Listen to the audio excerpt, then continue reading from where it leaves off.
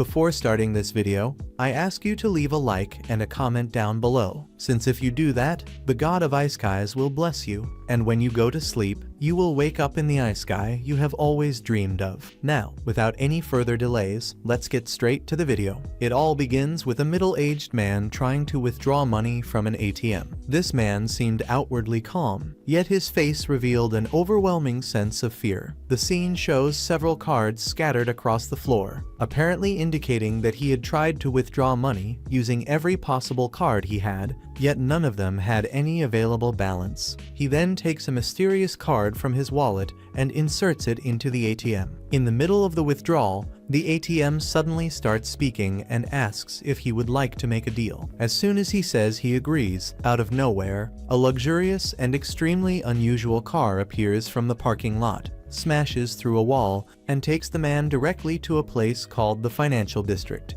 In that place, a man wearing a black cloak is engaged in a monologue, silently observing. This man was Mikuni, the leading figure in that entire place. While he was enjoying a glass of red wine, a young man with pink hair named Masakaki appears, saying that today there would be a negotiation duel between the owner of the area and the middle-aged man. Both accept the duel without hesitation, and shortly after, we see the two confronting each other. Each of them summons mysterious creatures using some rather unusual cards, and the middle-aged man, overwhelmed by desperation, charges forward, fully showing his anxiety. While Mikuni remains completely calm, the man tried everything he could to secure a victory, but it was useless. The battle ended quickly. Mikuni humiliated the man and won without much difficulty, and as a result of his loss, the following day the middle-aged man ended his own life on the subway tracks. Changing the scene, we now see Yoga, a diligent university student who works part-time at 2 convenience stores. His dream is to have a steady income and a stable lifestyle with a wife and children, which, in truth, is the dream of almost everyone. But during his shift, Hanabi, his classmate, shows up and hands him the notes for the upcoming test. He was very grateful, but his happiness did not last long, as he soon discovered that the girl he liked was accompanied by her boyfriend. Later that day at home,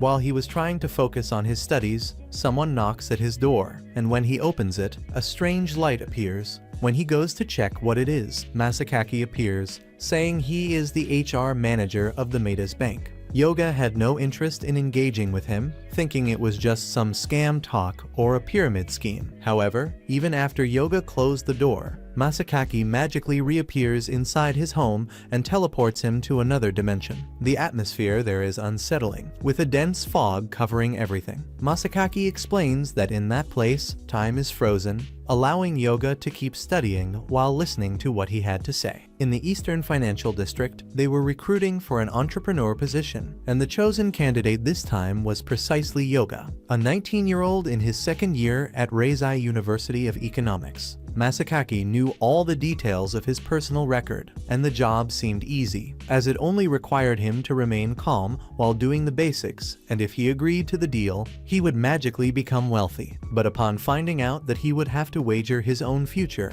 Yoga immediately refused. Even so, Masakaki insisted, saying that Yoga could live peacefully and, instead of exhausting himself studying and depending on public service exams, he would be able to live the life he always wanted. But soon after, Yoga wakes up, believing that everything had just been a bizarre nightmare. The next day, when Yoga goes to withdraw money, he sees that his account had suddenly been filled with 500,000 yen, and just like he had heard in the dream, he had become rich overnight. The shock was so great that he could not pay attention at school nor speak properly with Hanabi. The older co-workers at the convenience store told him that probably someone had transferred the money to him by mistake, and that if it had fallen from the sky, he might as well spend it all. So Yoga decided to withdraw more money and invited Hanabi to have a drink. At the moment he took the cash, Masakaki appeared once again. He came with the same talk, saying that if Yoga agreed this time, he could win Hanabi's heart and even find his father.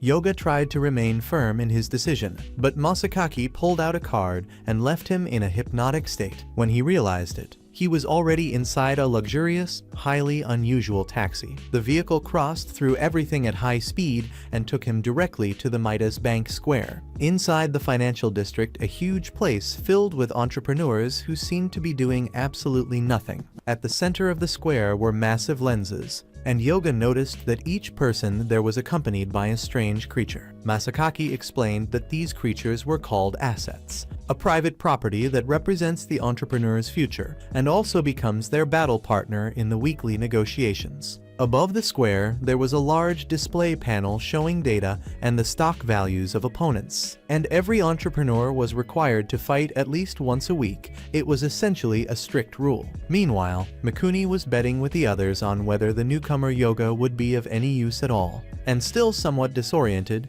Yoga was pushed by Masakaki into the battlefield. Following the given instructions, he touched his hand to the card and his asset appeared. His asset was a young girl named MCU, who was also a beginner, and Yoga felt disappointed for not having an intimidating asset like his opponent. However, to win, one does not need to simply appear strong, and MCU was deeply offended by being underestimated and landed a strong punch right in Yoga's face. Suddenly, the countdown began and his opponent charged at full force, forcing MCU to take several hits to shield Yoga, who still had no idea what was happening. After evading for a while, MCU told him to stop worrying about her and focus on dodging the enemy, because each blow taken would drain money from his account and could leave him completely without funds. Life is full of ups and downs, and since Yoga had never been wealthy, he honestly did not care much about losing money. What concerned him most were MCU's injuries, which irritated her given his attitude toward the battle, prompting her to slap him a few times.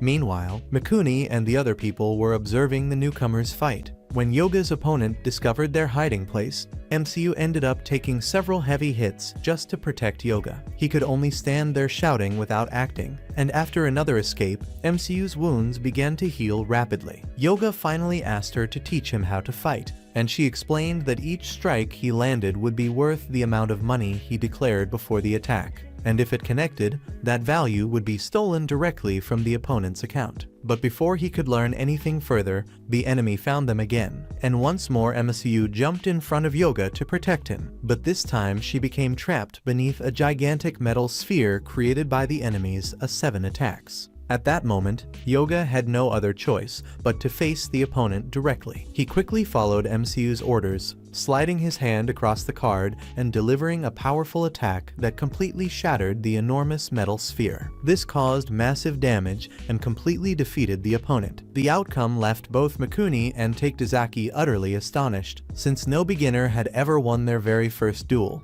let alone someone like Yoga who did not even know the rules. Back with him, Masakaki appeared and congratulated him for winning his first duel. Yoga did not seem to care much and simply asked whether MCU was alright, and we see that his account balance had increased. Masakaki told him she was fine and that soon he would be able to see her again. After hearing that, Yoga felt overwhelmed and collapsed unconscious. The next morning, upon waking, he realized he was once again in his room. Thinking that the previous night's battle had been nothing more than a dream, Masakaki suddenly appeared behind him. He told Yoga to enjoy the feeling of victory for now and that he would return to get him the following week. He also warned that if Yoga went bankrupt in the financial district, his fate in the real world would be terrible. Therefore, Yoga could no longer refuse any duel. And after that, Masakaki taught him how to communicate with his asset using the card. Yoga asked MCU how she was doing, which surprised her, as she did not expect him to care about an asset in such a way. That same day, Yoga went to an ATM to check his account balance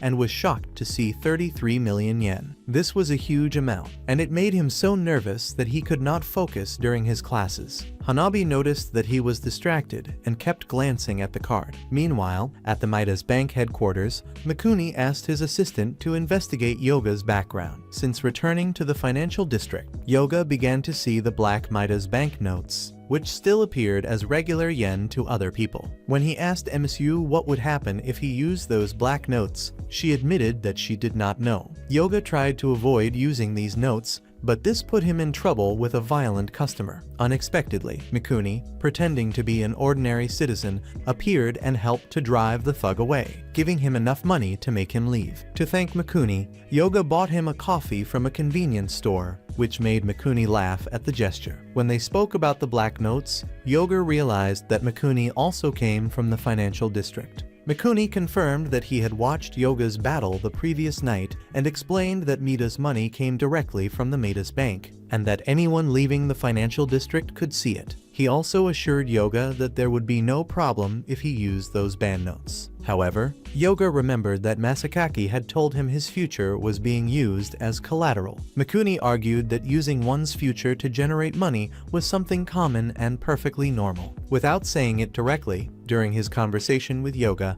Mikuni realized that he knew his father. Before leaving, Mikuni introduced himself and said he would help Yoga if he could. At the same time, a mysterious blonde woman was observing everything through the security cameras. Her name was Sato, and she was an undercover investigator working for an organization that sought to uncover the true reason behind the existence of the financial district. In short, she was a police officer monitoring an illegal financial organization. She had already visited the financial district 51 times and had directly participated in 11 duels. Even though she was still considered a beginner as an entrepreneur, Sato was shrewd and strong, being the only investigator who had successfully infiltrated such a dangerous organization. She had scheduled duels every Wednesday, and with the help of her asset, a massive white wolf, she always fought with everything she had to avoid losing, since bankruptcy meant being permanently expelled from the financial district. Sato and her team had decided that Mikuni was the main target to be monitored, because he exerted enormous influence over the government and over the major financial corporations in the real world. He also possessed powerful alliances within the financial district. What made him even more dangerous was his growing intention to invest money directly into the human world. For Sato, Mikuni was a mysterious and extremely dangerous ghost. The following morning, after his unexpected conversation with Mikuni, Yoga went to visit his aunt Akiyoko. It was the first time he had seen her since finishing high school, and he went there to ask about his father. Aunt Akiyoko told him that after his parents died,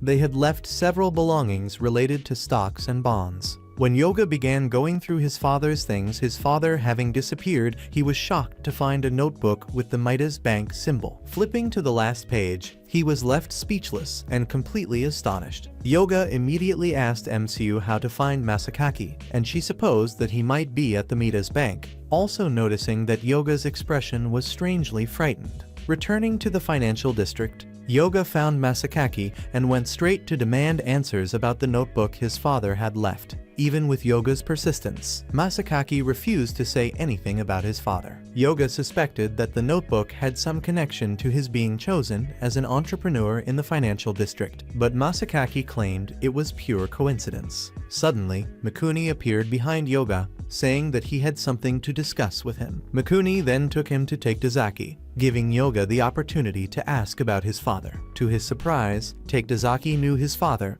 and when asked about his relationship with him, Yoga told the truth, saying that he was his son. After exchanging a few casual glances with Mikuni, Takedazaki received 100,000 Midas from Mikuni as a fee for the information. Only then did he tell Yoga everything he knew about his father. Takedazaki explained that Yoga's father had once been a very strong player in the financial district, highly skilled and addicted to duels. However, even so, he suffered a massive defeat that caused his immediate bankruptcy. In the financial district, going bankrupt means losing your future, which leaves you without contact with family, friends, or anyone at all. In the end, Yoga's father took his own life, and his body was so badly damaged that it was impossible to identify him. The authorities filed the case as a suicide, and when Yoga asked about his father's personality and who he truly was, Takedazaki said that his father had a strong obsession with money. He would do anything to earn as much as possible, even for just a few coins,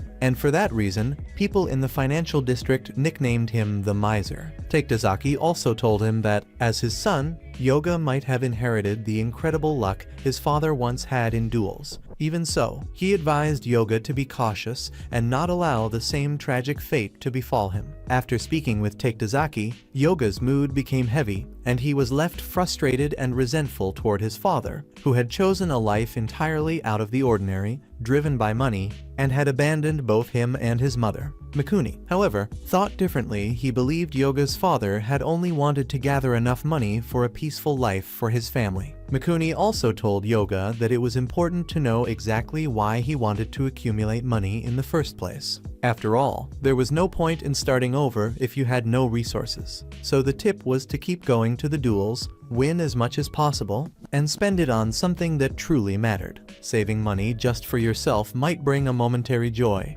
but it wouldn't change anything around you. After Mikuni's lecture, Yoga was left completely lost and couldn't hold back his tears. Meanwhile, elsewhere, Sato was still on her mission to keep an eye on Mikuni's every move and report everything to her agents. But things began to heat up between her and her boss, as Sato truly wanted to prevent Maida's bank money from starting to circulate in the real world. However, her boss believed that interfering could bring very serious consequences. A few days later, that same mysterious black car appeared again to pick up Yoga and quickly take him to the financial district. He had another mandatory battle coming up. To his surprise, his next opponent was none other than his college professor, Ibarra. It turned out that Ibarra had been participating in the financial district for almost a year, seeking extra money for his family. From what Yoga knew, the professor and his wife were expecting their third child, but apparently, this increase in the family didn't cause them any financial worry, maybe because they had a good house and a businessman father-in-law who provided financial support. The wife only took care of the children, and Ibarra handled the rest. In reality, Ibarra had been managing to earn extra income thanks to his victories in the district's battles. In this duel, Yoga was stunned to have to face his own professor, but Ibarra didn't hesitate before attacking. The man who always seemed calm and elegant in the classroom revealed a very different side when money was involved. He turned into a monster. The teacher-student relationship was broken instantly. Ibarra ordered his asset to attack Yoga with a poisonous strike, leaving him in pain and taking a huge loss. Then he went for a final attack to quickly end the battle. But in the middle of the struggle, MCU came running to Yoga and suggested he sell one of his 10 shares linked to her. Outside the battlefield, Mikuni quickly bought that share for 50 million yen. With that, Yoga was able to reinvest in MCU and launched a mid-level attack that ended the fight and defeated Ibarra. From the start, Ibarra had thought he would easily crush Yoga, but in the end, he had to swallow his pride. Unable to accept the loss, Ibarra froze in place.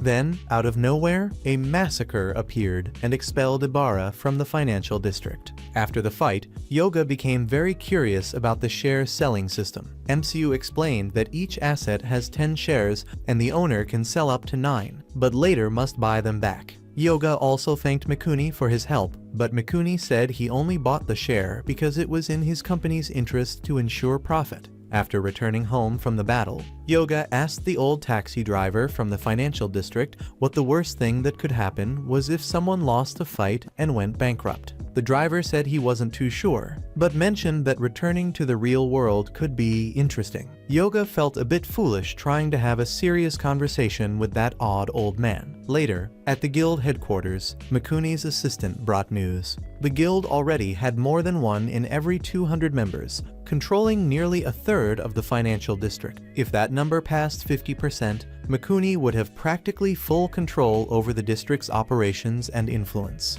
In truth, Mikuni's main goal was to change the entire system of the financial district, and, in the end, destroy it completely. He also wanted to convince Yoga to join the guild's alliance. Back in the real world the next day, in the classroom, Yoga was anxious about his professor's fate, but Ibarra showed up teaching as usual, as if nothing had happened. After class, Yoga went after him to ask how he was doing. Ibarra invited him to come to his house to talk more, and later that same day, Yoga went to his professor's home and met his wife only to realize the situation was more complicated than it seemed. After that night when Ibarra lost to Yoga and went bankrupt in the financial district, his 3 children vanished without a trace. Even the third child, who hadn't been born yet, simply ceased to exist in this world. Everyone in the real world, except Yoga and Ibara, completely forgot about those children, even the professor's own wife. Still, Ibara didn't resent Yoga for defeating him,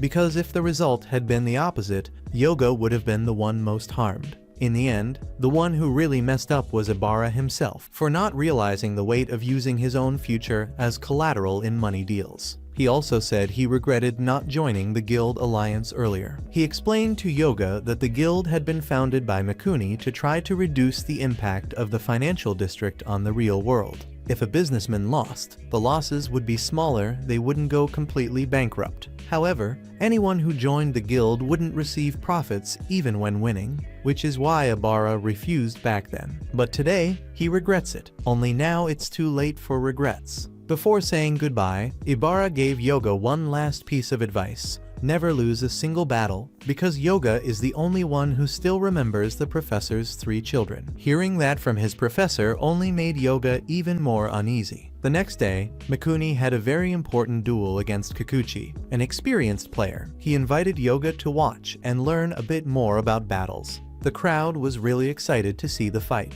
since a clash between 2 elite players is always thrilling. Right before the fight, Mikuni asked Kikuchi if he really didn't want to join the guild alliance, but the old man didn't even reply, and the duel began. Kikuchi started by making his asset multiply into several mirror copies surrounding Mikuni and his asset. He unleashed a shower of dangerous attacks, and Mikuni's balance started dropping fast. But for those watching from the outside, it was clear that the financial losses were still under control. That meant Kikuchi wouldn't actually gain anything if things continued like that, since maintaining his asset in combat had an extremely high cost. Knowing this, Kikuchi wasted no time. He quickly sold his shares, having already arranged for a group of businessmen to buy them all immediately, guaranteeing himself a huge advantage over Mikuni and leaving him almost without options. But then, with just about 20 seconds left in the battle, Mikuni activated his asset Kakuzuzu's ability, called White Knight, bringing his other 2 assets onto the battlefield.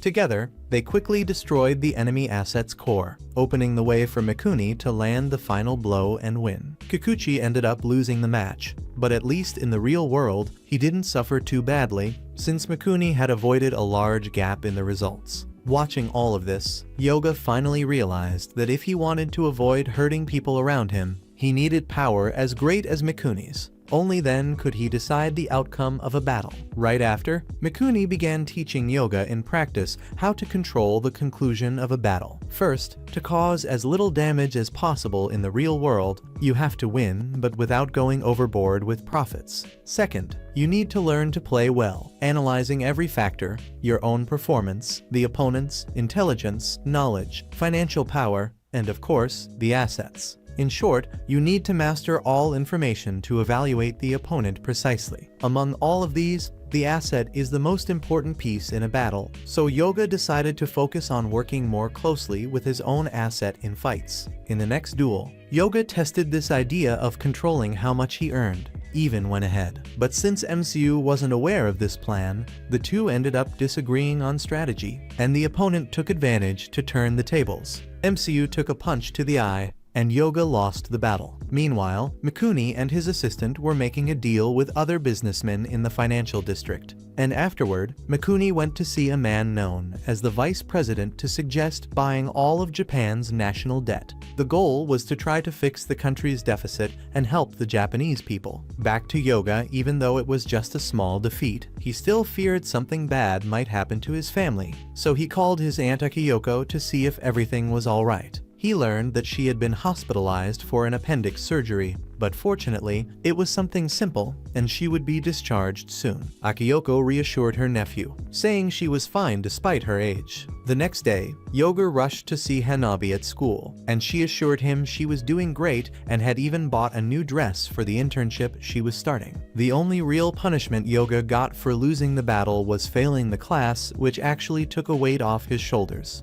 Meanwhile, Satoa was in the subway, passing along information she had gathered in the financial district district to her boss. Knowing that the consequences of his loss hadn't been so bad, Yoga went home to make instant noodles for dinner. While waiting, he checked on how MSU was feeling, and she told him she was already calm again. But she complained that he hadn't told her the plan beforehand. Because of that, she ended up taking a hit to the face and was furious. While Yoga was getting an earful from MSU for their lack of coordination, the instant noodles finished cooking, and at first MSU thought it was disgusting watching him eat them. But he explained that eating that instant ramen gave him a nice, happy feeling. Curious, she wanted to try it too, and Yoga even considered letting her taste it, but she thought it would look bad, so she just promised to leave it for next time, and he devoured the noodles all by himself. Right after that, Kikuchi decided to try his luck again, not too shaken by the previous loss. He entered another match, this time against Shizawa,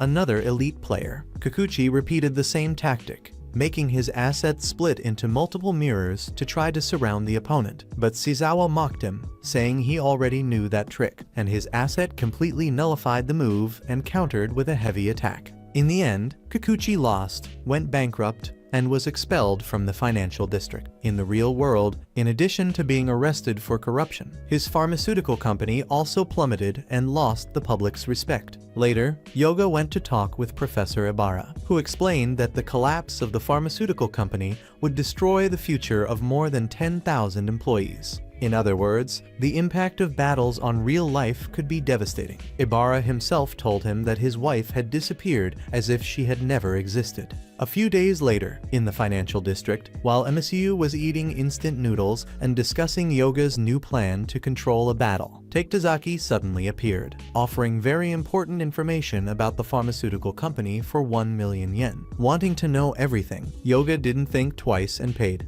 After receiving the money, Taketazaki revealed that a company called Fee Pharma had been created 5 years ago. This company bought a Bancho along with all its debts, even though it claimed to be a foreign company, and the person behind it was none other than Mikuni, meaning the real-world damage from the battle would be much smaller. Knowing this, Yoga went to confront Mikuni and asked him the reason for it. Mikuni explained that Mida's money had already fully entered the real world, and now it was almost impossible to stop it. That's why he created the guild to try to maintain balance between the two worlds, using his own Mida's money to reduce the damage from battles. After that conversation, Yoga finally joined the guild, even though some said he didn't deserve it, since he didn't fully understand the group's goals or how to stabilize battles. Yoga didn't care, and to top it off, Mikuni even considered copying Yoga's habit of feeding instant noodles to his asset. Meanwhile, at the intelligence agency headquarters, Sato kept arguing with her boss, trying to shut down the district and stop the spread of Mida's money. When she returned, she started investigating a high-level player, Sonoza, 29 years old,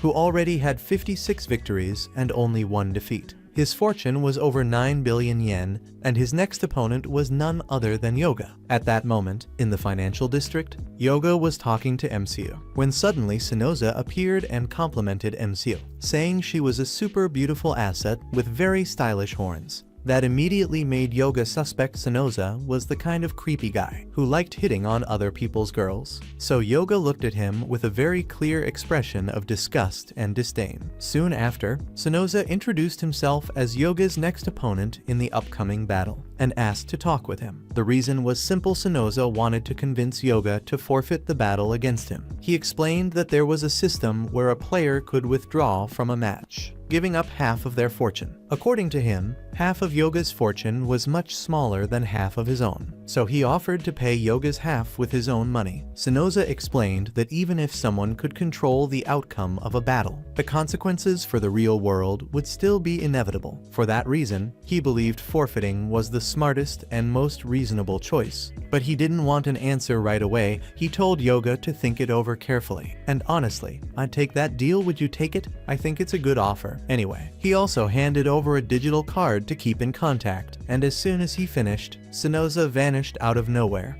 Later, at a convenience store, Yoga picked up a magazine to learn more about Sonoza, and saw that he was the representative of an NGO that brought vaccines to developing countries, supported various other causes, and, with his authentic style and strong presence, was well liked by many people. even being called the Prince of Charity. That same night, as Yoga was heading home, he ended up being tricked by Agent Sato, who told him that his aunt Kyoko was in danger. When he got into the car, she locked everything and drove off without giving him a chance to get out. At first, Yoga thought he was being kidnapped just because he was a broke college student, but then he realized no one would bother to kidnap an ordinary student like him. Soon after, she revealed that she was also a player in the financial district and, on top of that, worked as an undercover agent investigating both the district and the Midas money. After hearing her whole story, Yoga calmed down and decided to talk to her. During their conversation, Sato didn't mince words and criticized Mikuni's way of using his money, saying that using Mita's money to try to hold up the economy was only a temporary fix, which in the future would lead to even worse problems. For her, the only real solution was to completely end the financial district system. She wanted Yoga to join her and help. Even though he was unsure since he was part of Mikuni's group, Sato pushed Yoga against the car seat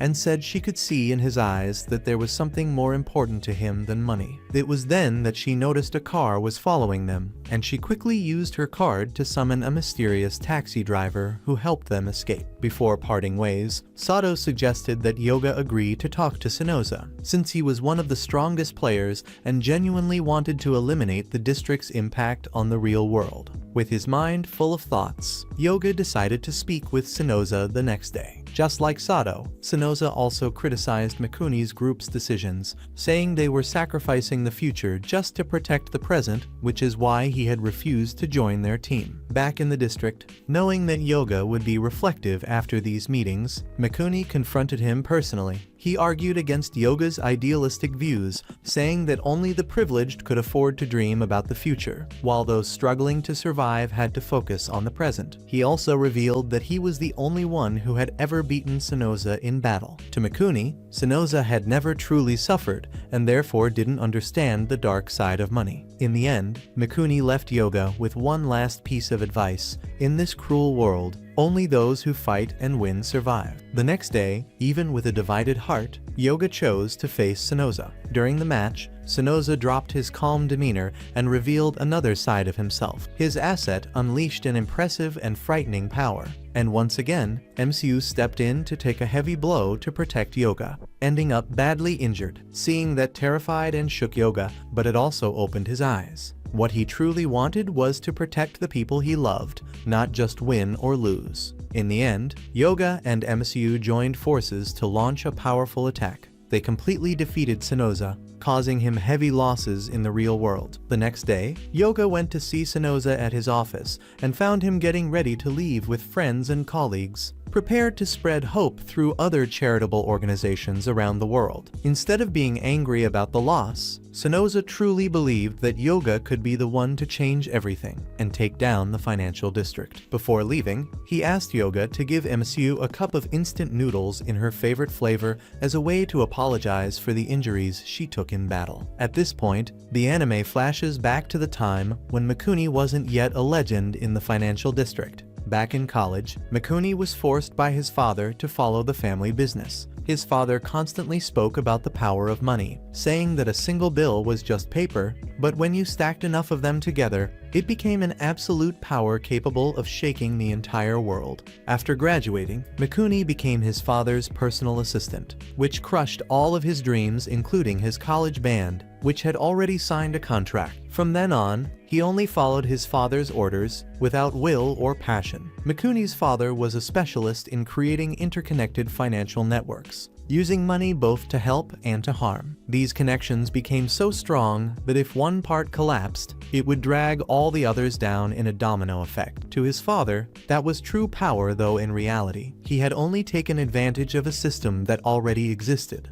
Mikuni also had a younger sister, Takako, who had suffered from a severe illness since childhood. She spent nearly her entire life hospitalized, and Mikuni did everything he could for her. She was the person he most wanted to protect, and the main reason he obeyed his father was to try to earn enough money to save her. Every day after work, Mikuni would go to the hospital to see and talk to her. For a while, it seemed like things were going to get better, but soon, His father's company fell into crisis, almost going bankrupt. One company in the network ran into trouble, and that caused a domino effect that shook the entire system. The family business, being at the center, suffered the most, and, as if that weren't enough, Takako's health worsened during that time. All the hospitals in Japan had given up on her case, leaving only the option of sending her to the United States to try to prolong her life. When the doctor gave this news, it was a shock to Mikuni, who still decided to save his sister, no matter what it cost. That same night, he rushed home desperately and asked his father to let Takako go to the United States to try treatment. But instead of agreeing, his father refused outright, saying that all the family's assets had to be used to try to save the company. Even if, in the end, Takako lost her life, the priority was to keep the business alive and growing. Their father even said that, despite being their father, work came first, and there were many more important things to protect than one's own children. Those words completely destroyed any affection Mikuni still felt for his father. At that moment, he stopped seeing that man as his father. Mikuni then decided he would find a way to get the money himself to keep his sister's treatment going. But soon after, Mikuni was locked in his room. Days and nights went by filled with anguish, and when they finally let him out, his sister's condition was already critical. When he arrived at the hospital, Takako was already hooked up to machines, her breathing very weak. In the end, it was Takako herself who chose not to leave Japan because she didn't want to be away from her parents or her brother. Her wish was to spend more time beside Mikuni, talking with him. And inevitably, that night, Takako fell into an eternal sleep. It was the last time Mikuni spoke with her. After that, Masakaki appeared and offered Mikuni a spot in the financial district. Without his sister, and with no will to stay in the cold house of his father, Mikuni accepted without a second thought. As soon as he joined and got to know the district better, he realized that this system could be used to protect people in the real world who had gone through the same suffering he and Takako had endured. That's when he created the guild. Back in the present, with the victory in the duel against Sonoza, the relationship between Yoga and MCU grew much stronger. Now, he felt comfortable sharing all his thoughts with his asset, and Yoga finally began to truly understand her. One day, while taking MSU out to eat, Yoga bumped into a man who had actually been his first opponent in the financial district. The three of them sat together to eat and talk, and Yoga took the opportunity to ask about the connection between him and his asset. After all, assets are the personification of their owner's future. But Tsutomu admitted that he didn't really understand why his asset appeared in that form either. At the table next to them, a businessman and his friends were humiliating an asset. At first, Yoga chose not to get involved and left with MSU. But after walking just a little, he turned back, determined. He confronted the arrogant businessman, and ended up getting punched in the face for trying to play the hero, even without fully understanding the human world. The incident moved MSU so much that she completely fell in love with Yoga. Later, at home, they watched a romantic movie together, and when a kissing scene between the two main actors came up, MCU grew extremely curious about it. Since she had no experience with these things, Yoga explained that kissing was a way to show how much two people loved each other. This only made MSU more curious, and she asked if they could try it. But Yoga, ever innocent, refused, saying they could only kiss if there was real love. It was then that MSU realized her feeling truly was love. That night, heading to the financial district in the usual black taxi, Yoga felt something different in the real world, as if things were slowly changing. The elderly driver simply said it was his imagination, but that feeling of anxiety about the future wouldn't leave Yoga's mind. Meanwhile, in the financial district, Mikuni's guild and other players were going through a severe crisis because of collapsing interest rates and falling stocks in Southeast Asia. If things kept going that way, nothing would be left. And one member even recalled an old nation called the Republic of the Caribbean, which had completely vanished from the map after the collapse of the North American financial district. If the same thing happened with Southeast Asia, Japan would also be in the crosshairs of destruction. And to try to prevent this, Mikuni set Plan C into motion. At that time, the real world was already emptying out due to the economic crisis. Sato arranged a meeting with Taketazaki to negotiate a secret chip she had requested. In that conversation, Taketazaki revealed something shocking. He said there were some people inside Mikuni's guild who wanted to switch sides. He also told her that he had already crossed paths with Yoga's assets some time ago, claiming that MSU had a connection to Yoga's father, who had taken his own life because of debts. Taketazaki tried to sell this information to Sato, but she didn't care and left. Yoga was still going to school as usual, but that day he noticed that his classmates were acting strange. Even Hanabi, his crush, no longer had the cheerful sparkle she used to. This reminded him of Sato's investigations about the future of humanity, which seemed darker by the day. Walking distractedly, Yoga ended up bumping into his teacher, Ibara, at the top of a tall building, and he ran to try to understand what was going on. He discovered that Ibara had already tried everything to get back his 3 children and wife. He had even abandoned his own research projects, but nothing worked. And in the end, he decided to risk his own life to try to reverse the situation. Hearing this, Yoga stopped the teacher and promised to find a way to recover his future. After that, he rushed to the district to confront Masakaki. As soon as he found him, Yoga demanded the return of Ibara's 3 children's futures, which had been lost in a duel against Masakaki himself. He offered to pay double, 10 times, even 100 times the amount that was wagered. But Masakaki just refused, saying that a lost future can never be recovered, no matter how much money is offered. Leaving empty-handed, Yoga returned home shaken. While at the guild's base, Mikuni and his allies tried to hold back the disasters in the districts. After failing to negotiate with Masakaki, Yoga went to Ibara's house, but didn't find the teacher there. Finding it strange, he ran to the school to ask about him, and found out that he had died in a traffic accident caused by a drunk driver. The news devastated Yoga, and he wandered to a park and sat there alone, feeling more than ever that the world was crumbling around him. At the same time, at her home, Hanabi was completely worn down, the opposite of how she had always been. She began cutting up the heartfelt letters made by her students, until she couldn't take it anymore and collapsed in sadness on her living room sofa. Meanwhile, Yoga was struggling to cope with all the chaos around him. He withdrew all of his Midas money and went straight to the financial district. Inside that same mysterious black cab he knew so well, he eventually fell asleep. And in his dream, Yoga saw a newborn baby being tenderly cared for by her mother. The parents were choosing a name for the girl, one that was very familiar to him. But right at the climax of the dream, Yoga woke up. After that, in the main square of the district, Yoga burned all of his Midas money, with MCU's full support, completely changing his perspective. Sato explained to him that what matters most is believing and trusting. But no matter how much money Yoga burned,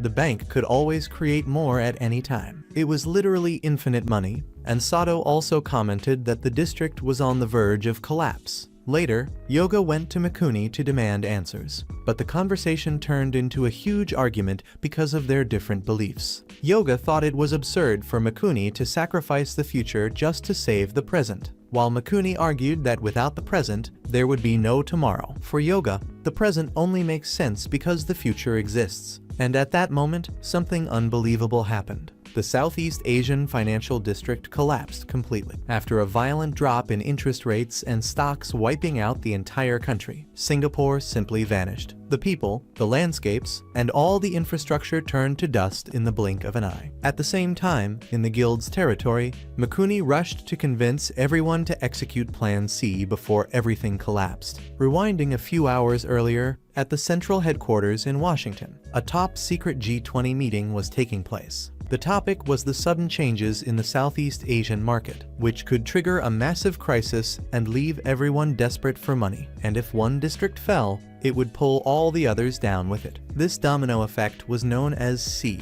In the middle of the meeting, members received urgent news about what was happening in Singapore to prevent Japan from being hit by Effect C. Mikuni used his special Black Darkness card and asked Masakaki to activate the Midas Bank's money printer. Mikuni traded 20 years of his own future for an absurd amount of black money, enough to hold up 80% of Japan's banks and major corporations. Meanwhile, chaos had taken over the real world. After Singapore vanished from the map, the sea wave soon hit other places like Hong Kong and Shanghai. It was only a matter of time before it reached Japan, and in the financial districts, Mikuni and the guild members were doing everything they could to minimize the damage. When the wave hit Japan, the Tokyo Stock Exchange crashed hard. Not even the emergency measures were enough, and trading volumes just kept falling. At the most critical moment, Mikuni and the guild acted to save the country, and specialists began buying Mita's black money. Little by little, the market started to stabilize. Japan only avoided being swallowed by the sea effect because of this.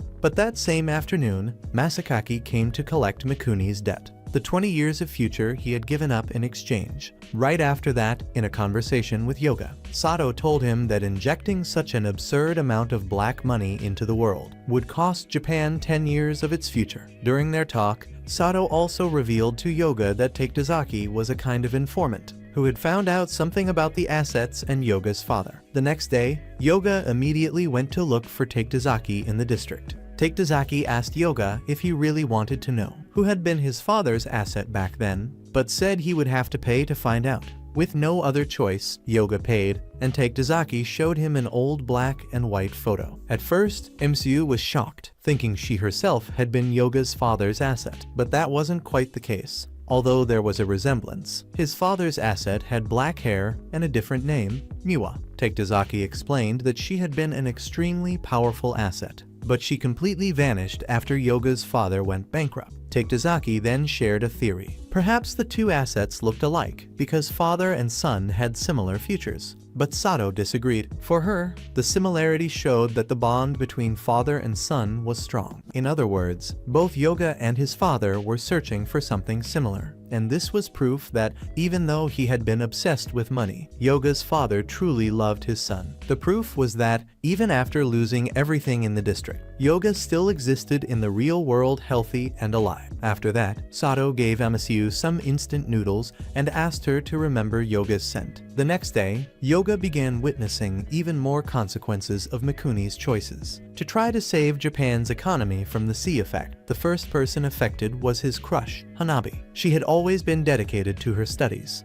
but started missing classes until she disappeared altogether. Yoga tried calling her, but got no answer, so he went to her house, and was shocked to see her pale and without energy. Even so, he felt relieved to know she still existed. That same afternoon, while taking out the trash at the convenience store where he worked, Yoga felt a chill like a bad wind had hit him. Suddenly, everything around him changed. Parks once full were now filled with starving people. Classrooms that had been packed now had only an old teacher. Even the store manager vanished right in front of Yoga. Panicked, Yoga rushed back to Hanabi's house. But now she was even worse, unable to remember her own name. The whole city was wrapped in an eerie red tone. Even Mikuni was shocked by all the destruction his choices had caused. After seeing all this, Yoga finally decided to join Agent Sato to try to bring the future back to Japan. He told MSU about his plans and promised he would do everything so she could have a happy future like any normal girl. But MSU was far from happy with the idea, because if she stopped being his asset, she wouldn't be able to fight by his side anymore. She had truly grown fond of Yoga, and when he realized how she felt, Yoga gently kissed her forehead to show how important she was to him.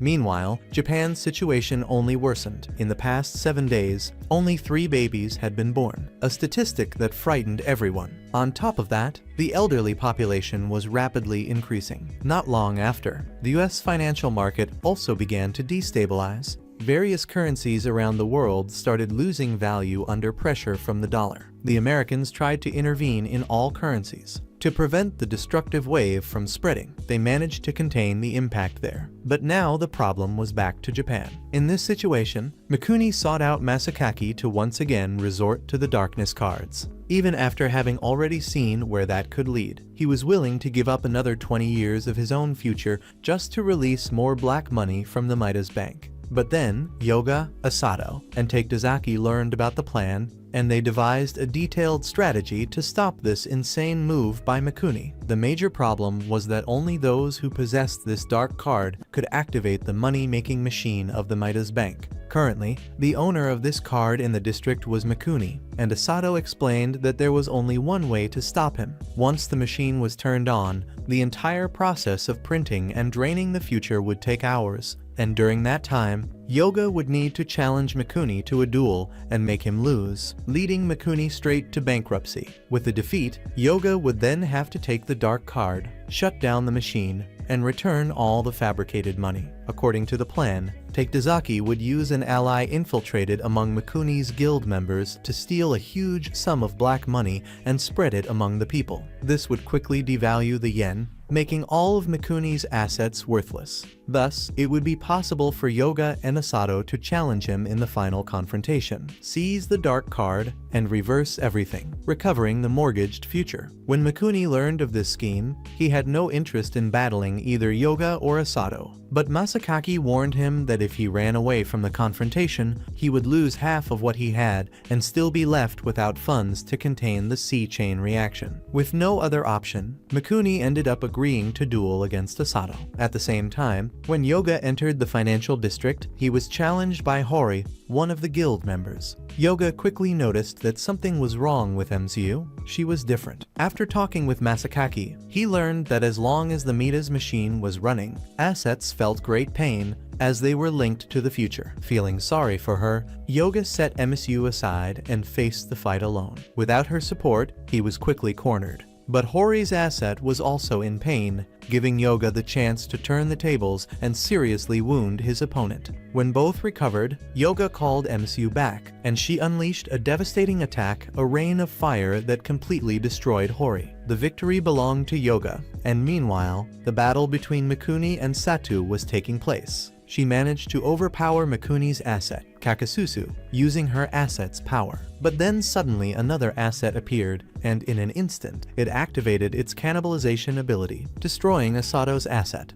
Asato ended up being defeated by Mikuni's final blow, and before leaving the district, she transferred her asset to Yoga, betting everything on him. At the same time, in the real world, Takedazaki did everything to spread the news about hyperinflation, helping to devalue the yen even more. Yoga tried to convince Mikuni that sacrificing the future to save the present was utter foolishness. One of Mikuni's allies came running with information about Takedazaki. He said they were scheming, and without hesitation, Mikuni ordered Masakaki to use the dark card again to create more money, willing even to give up his entire future. Yoga tried to stop him, but Mikuni knocked him down, and when everything seemed lost, Masakaki reminded Yoga that his own card had also turned into a dark card by order of the bosses. Without a second thought, Yoga ordered Masakaki to shut down the Midas money printer, which immediately triggered a direct duel between him and Mikuni. In the real world, the situation was becoming chaotic, and the Japanese people fell into despair when hyperinflation took over the country. In the financial district, Yoga faced this final confrontation against Mikuni. Right at the start, he used an intermediate move from the asset inherited from Satu, creating a clone to aid in the attack and try to land a strike on the opponent. But the clone trick was useless, and both were defeated, with the White Wolf Satu's former asset even losing part of its body. With no choice, Yoga called MCU to help, aiming to end the fight quickly. Mikuni unleashed a maximum strike from his asset, giving MSU total control of it. Before the attack could be launched, both were frozen by the asset's counterattack, and when Mikuni moved to finish the fight,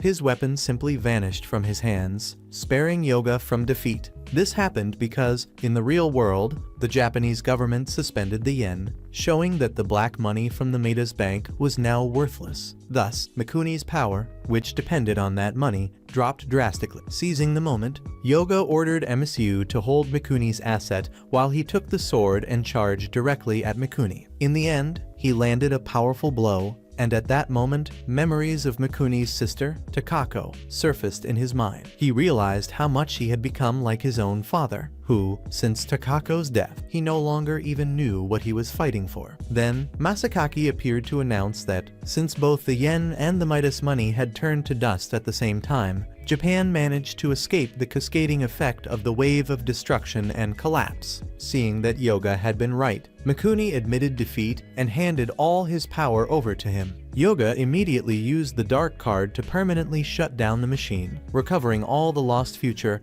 and as soon as the financial district and empire built upon money and ambition turned to dust, MCU sealed the moment by giving Yoga a passionate kiss, since that was something she had always wanted to do. And Mikuni apologized to his asset and decided to vanish along with the destroyed district. Outside, Satu celebrated for having secured a better future, and Taketazaki and the old mysterious driver set out to travel the world. Masakaki finally felt free from that endless cycle of insane battles. In reality, Yoga saw that many things had changed, but the most important was that people were still there, alive and present. The future was still open to him. And so we finish our video and our anime. If you enjoyed it, do not forget to leave a like and comment down below. I love bets. We know you watched until the end. This anime is quite fun, it has very interesting characters, and it delivers a very good message that not always betting everything on something we do not know will turn out well is the best option. But anyway, stay with God. We are together. Thank you, goodbye, and see you in the next video.